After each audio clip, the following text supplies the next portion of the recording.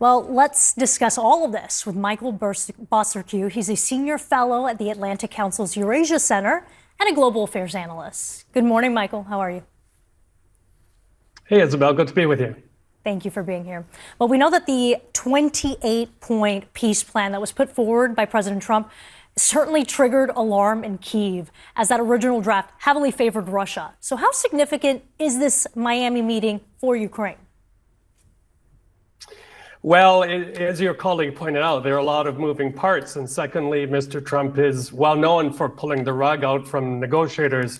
So I think this is just another element of an evolving kind of circus where, you know, the Trump team are trying to get their own way. I think as much as they say they like to see peace and an end to the killing, I think there's still a massive obsession with Mr. Trump getting that Nobel Peace Prize. And also, you know, they want to ensure that there's some enrichment going on. I'm not saying directly of the Trump circle, but also the United States. That's why minerals in the ground are so important here.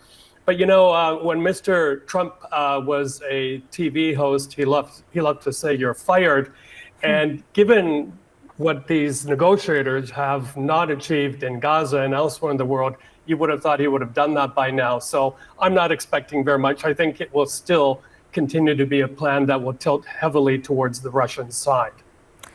And the Ukrainian delegation is going to be led by Rustem Umerov after Zelensky's chief negotiator resigned following a corruption raid. I mean, that took over international headlines. Yeah. What does Umerov bring to the table, and how might his approach differ from his predecessor? Yeah, Mr. Umerov is a very skilled negotiator, especially when it comes to dealing with the Turks, the Saudis, and others who have been involved in previous talks and prisoner of war swaps. So very, very trusted. But yeah, you know, the Russians could not have scripted this better in terms of this massive, massive corruption scandal appearing at this crucial time. But also Mr. Yermak, the chief of staff, being forced out from the president's office. I mean, these two fellows, Yermak and Zelensky, were like Siamese twins, you know, attached at the hip. And Mr. Zelensky doesn't have a very wide circle of trusted confidants. And I think he's going to be in a bit of a vacuum at the moment.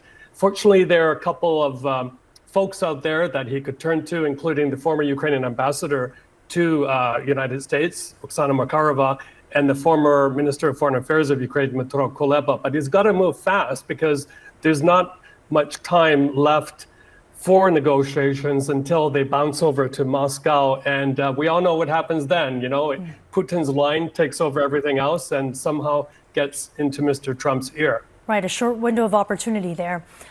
I want you to listen now to what President Trump said aboard Air Force One about these talks and about any potential deadline. Listen. I don't have a deadline. I just, you know what the deadline for me is? When it's over. And I think everybody's tired of fighting at this moment.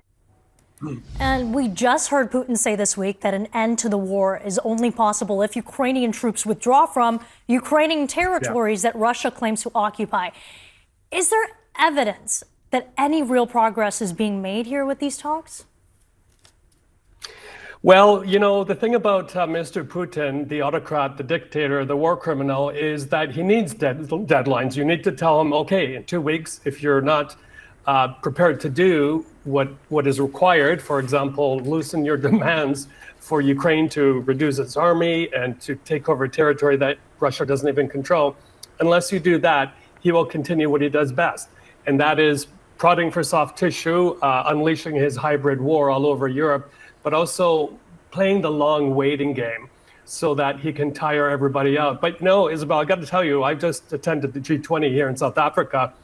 And there's a feeling that Russia should actually be re-entered or reabsorbed back into the international community. Just quickly, I asked a senior South African minister what he thought about Russia coming into back into the G7, making it the G8. And he said, well, it's better to have them in the room than outside. So again, that adds to the feeling amongst many of us that time is not on Ukraine's side. Yeah, better the enemy you know than the enemy you don't, or at least have it Indeed. around. Michael Bosterkiw, thank you so much for your time. My pleasure. Thank you. Thanks. Well, we have